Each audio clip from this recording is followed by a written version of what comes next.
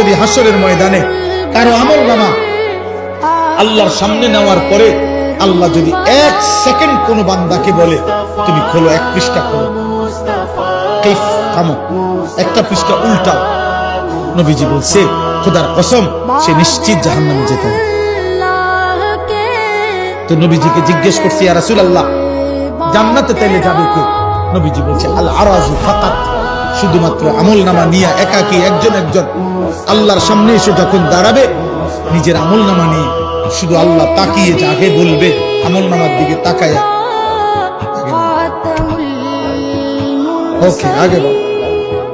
নবীজি বলছে এই আল আরাজ মানে পেশ করা, আল্লাহর সামনে নিজেকে পেশ করলো আর আল্লাহ শুধু বলল ঠিক আছে আগে বল, ওকে সামনে যাও। এই এতটুকু যাকে বলবে এটাকেই বলে হিসাবান ইয়াসীরা, সহজ।